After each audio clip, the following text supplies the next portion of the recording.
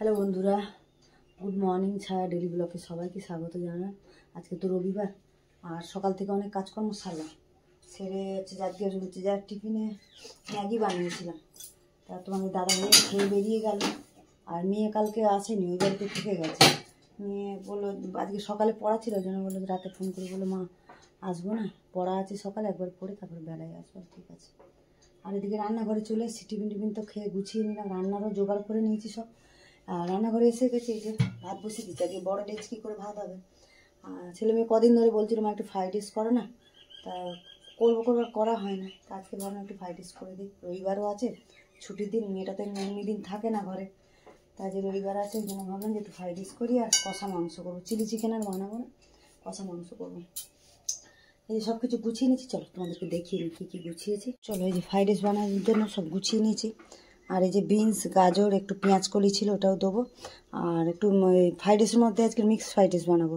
এই যে চিংড়ি মাছ নিয়ে নিয়েছি, ডিম নিয়েছি, আর মাংসের জন্য তো পেঁয়াজ কেটে নিয়েছি। এখানে চিকেনটার মধ্যে আমি মশলা মাখিয়ে রেখেছি।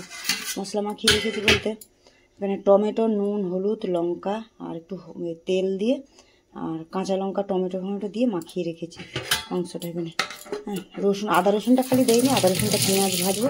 এখানে কিছুটা কাঁচা পেঁয়াজ দিয়েছি, আর পেঁয়াজ ভাজবো, তারপরে ওখানে দেবো। আর এদিকে কড়া বসিয়ে দিয়েছি। চলো আগে ভাতের সেগুলো ভেজে নিই, তারপরে আমি মাংসটা বসাবো। এখানে ভাতের জল বসিয়ে দিয়েছি যে ডেচকিতে, জলটা গরম হোক তারপরে। চলো তেলটা গরম হোক। এটা চলো, তেল তো গরম হয়ে গেছে, ডিমটা আগে ভেজে তুলে নিই, তারপর চিংড়ি মাছটা ভাজবো। ডিমের মধ্যে অল্প একটু নুন ছড়িয়ে দিলাম, নুন ছড়িয়ে ভেজে নেবো ডিমটা।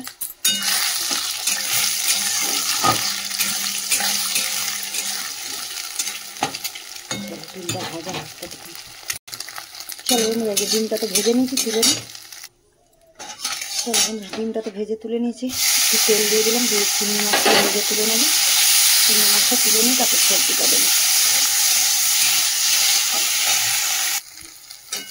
এরকম বন্ধুরা, চিংড়ি মাছটাও লাল করে ভেজে নিয়েছি, এটাকে তুলে নিই। চলো, চিংড়ি মাছটা তো তুলে নিয়েছি, নিয়ে সাদা তেল দিয়ে দিলাম, দিয়ে যে রসুন কুচিয়ে দিয়ে দিচ্ছি।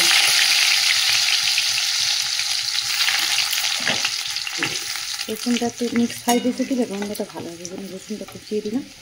তেলে একটুখানি লাল করে নিলাম। এরপরে যে সবজিগুলো কেটে রেখেছি আমি, গাজর, বিনস, পেঁয়াজ কালি, সব দিয়ে দেবো।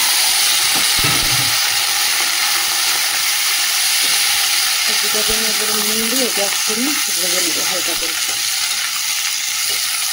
সবজির মধ্যে যে নুন দিয়ে দিই, দিলে সবজিটা তাড়াতাড়ি নরম হয়ে যাবে, সেদ্ধ হয়ে যাবে। গ্যাসটা কমিয়ে দেবো।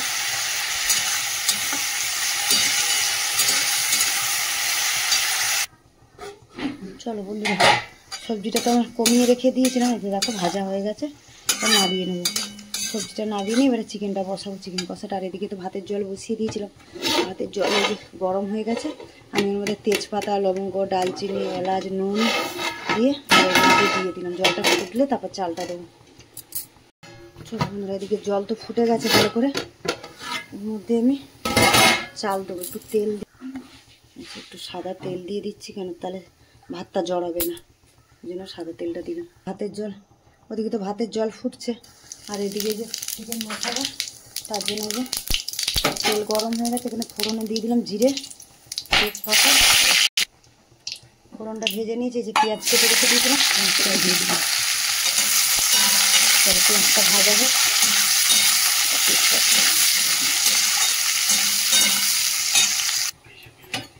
চলো বন্ধুরা, দেখো ভাত তো হয়ে গেছে। ভাতের ফ্যানটাই যে ঝেড়ে দিই, একটু শক্ত থাকবে, নাবাতে হবে, কেন বেশি নরম করলে গলে যাবে আবার।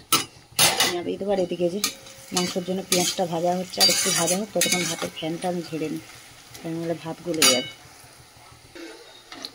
চলো বন্ধুরা, পেঁয়াজ তো ভাজাই হয়ে গেছে, অনেকটা ফ্যান ঝাড়তে ঝাড়তে পেঁয়াজটা বেশি ভাজা হয়ে গেল। আদা রসুনটা দিয়ে দিলাম। চলো বন্ধুরা, আদা রসুন ভালো করে তো কষিয়ে নিলাম, আর এর মধ্যে দিয়ে দিচ্ছে যে জিরের গুঁড়ো, দিয়ে দেবো ধনের গুঁড়ো। না, ধনের গুঁড়োটা দিচ্ছি, যে জিরের গুঁড়ো দিচ্ছি, জিরের গুঁড়ো। আর লঙ্কার গুঁড়ো তো আমি দিয়ে দিয়েছি আগে। এই যে হলুদ মাখিয়ে রেখেছি, নুন হলুদ অল্প, তাও হলুদ দিলাম। অল্প করে নুনও দেবো, কেন নুন মাখিয়ে রেখেছি, এই যে অল্প করেই দিলাম।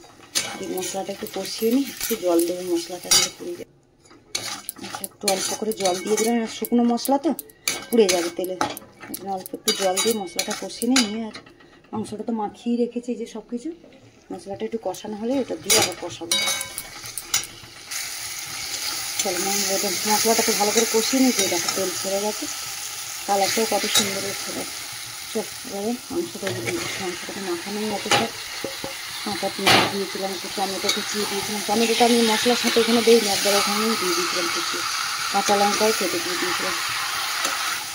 চল মাংসটা ভালো করে একটু কষানো হোক, ভালো করে মিশিয়ে নিয়ে চাপা দিয়ে দেবো, দিলেই জল বেরিয়ে যাবে। মাংসতে জল বেরিয়ে গেলে সেদ্ধ হয়ে যাবে তাড়াতাড়ি।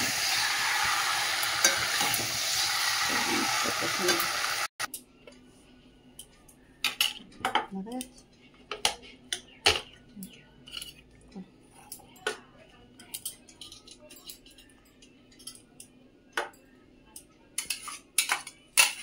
তাহলে বন্ধু, এদিকে মাংসটা তো কষানো হচ্ছে, আর এদিকে আমি ভাতটা মিশিয়ে নিচ্ছে। ভাতের মধ্যে সব সবজি আর এখানে যে চিনিও দিয়ে দিচ্ছে, দিয়ে নুন তো দিয়েই রেখেছিলাম, সবজিতেও নুন দিয়েছি আর ভাতেও নুন দিয়েছি। মিশিয়ে নিই ভাতে।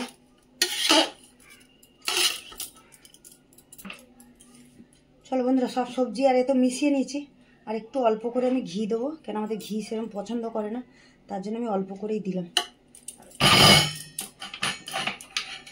চলো বন্ধুরা, মাংস তো কষানো হয়ে গেছে, তেলও ছেড়ে গেছে, এখানে মাংস দিয়ে দেখুন তেল ছেড়ে গেছে, ভালো করে মশলা কষিয়ে নিয়েছি। মাংস কষতে কষতে না আমি 2 আলু দিয়ে দিচ্ছি। মাংসটা না আমার আলু না হলে ভালো লাগে না, কিন্তু ওরা কেউ আলু খেতে চায় না, ওই জন্য আমি 2 আলু কেটে আর দিয়ে দিলাম, কষার মধ্যেই দিয়ে দিচ্ছি, সেদ্ধ হয়ে যাবে। এবারে অল্প করে জল দেবো, জল গরম করে নিয়েছি, অল্প করে জল দেবো, বেশি ঝোলতে রাখবো না, কষা কষা হবে যেহেতু। চল অল্প জল দিয়েছি, সেদ্ধ হবে, কমিয়ে দেবো গ্যাসটা, কমিয়ে দেবো, সেদ্ধও হয়ে যাবে, কষা কষা হয়ে যাবে। চলো ওদিকে তো ফ্রাইড রাইসটা সব রেডি করে নিয়েছি, হয়ে গেছে, মাংসটা হলেই হয়ে যাবে, এবারে চান পুজো বাকি আছে। চলো বন্ধুরা, মাংস তো এই যে এইটুকু মাখা মাখা থাকবে, আরও টেনে যাবে এটা। হ্যাঁ, এবারে নাবিয়ে দিই, এরকম কষা কষা এরকম থাকবে মাখা মাখা।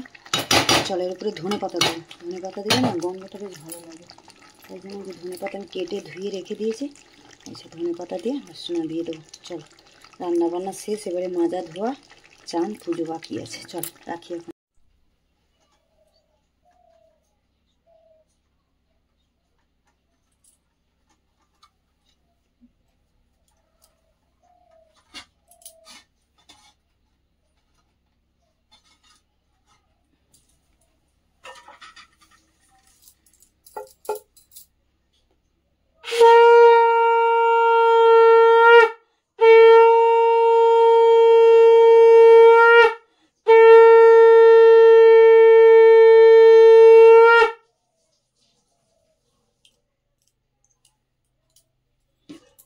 হ্যালো বন্ধুরা, এই দেখো এই যে চান করলাম, চান করে আর এই পুজো করতে এলাম, পুজো করা কমপ্লিট করলাম। এবারে তোমাদের দাদাকে খেতে দেবো, যেহেতু রবিবার কাজের চাপ থাকে, আর খেয়ে আবার কাজে বেরোবে, যে তাড়াতাড়ি করে রান্নাবান্না সেরে চান করে আগে পুজোটা করে নিলাম, তোমাদের দাদাকে খেতে দেবো। তারপরে ছেলেমেয়েরা এখনো দেরি আছে খেতে, ওদের ছেলে মেয়ে শ্যাম্পু ট্যাম্পু করবে, দেরি আছে, তা তোমাদের দাদাভাইকে দিয়ে দিই।